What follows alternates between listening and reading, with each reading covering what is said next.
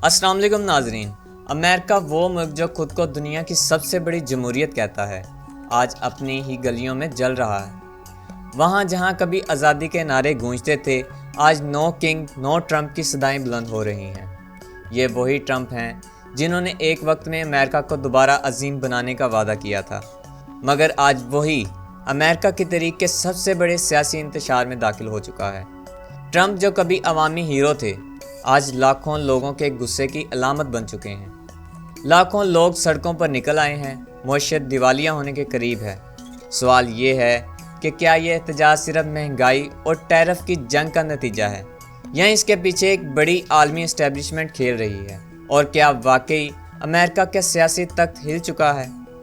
अमेरिकी मीडिया के मुताबिक 50 रियासतों में एक साथ एहतजाज, 2700 से ज़ायद शहरों में लाखों अफराद का इज्तिमा। इन रैलियों को नो किंग्स का नाम दिया गया है, यानी अमेरिका में अब कोई बादशाह नहीं। मुजाहिरीन का कहना है कि ट्रंप के दौरे हुकूमत में मीडिया पर दबाव बढ़ गया है, सियासी मुखालफिन के खिलाफ मुकदमात में तेज़ी आई है, इमिग्रेशन कवानीन सख्त हुए हैं और आम अमेरिकियों की ज़िंदगी महंगाई और बेरोज़गारी ने अजीरन कर दी है। New York, Chicago, Los Angeles, Washington DC, हर बड़ी सड़क आवाम से भरी हुई है। नेशनल गार्ड को कई रियासतों में तैनात कर दिया गया है। कुछ जगहों पर मुजाहिरीन ने ट्रंप गो होम के नारे लगाए और इसके बड़े गुब्बारे फ़ज़ा में उड़ाए। अब सवाल ये है कि आखिर अवाम इतने मुश्तिल क्यों हैं?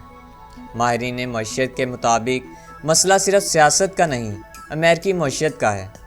IMF के साबिक चीफ इकोनॉमिस्ट के मुताबिक अमेरिका एक ख़तरनाक माली बहरान के दहाने पर खड़ा है।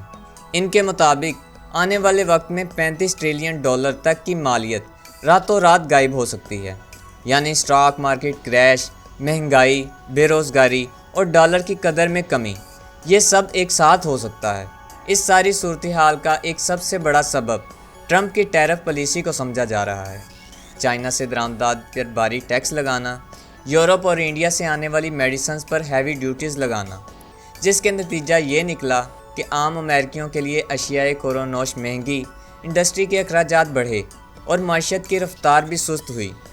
माशी माहिरीन कह रहे हैं कि चाइना ने अमेरिका को अपने ही जाल में फंसा दिया है। ट्रंप ने चाइना पर दबाव डालने के लिए टैरिफ लगाए, मगर चाइना ने बदले में डॉलर छोड़कर गोल्ड खरीदना शुरू कर दिया, जिससे डॉलर मज़ीद कमज़ोर हुआ और दुनिया भर के सरमायाकारों ने अमेरिकी मार्केट से पैसा निकालना शुरू कर दिया।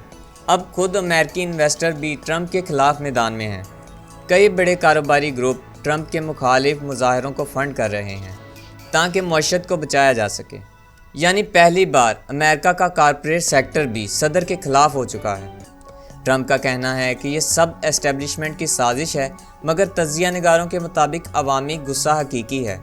दिलचस्प बात यह है कि ये एहतजाज एस्टेब्लिशमेंट के कहने पर नहीं, बल्कि महंगाई और बेरोज़गारी के खिलाफ खुद अवाम ने शुरू किया है। ट्रंप की मकबूलियत गिरावट का शिकार है।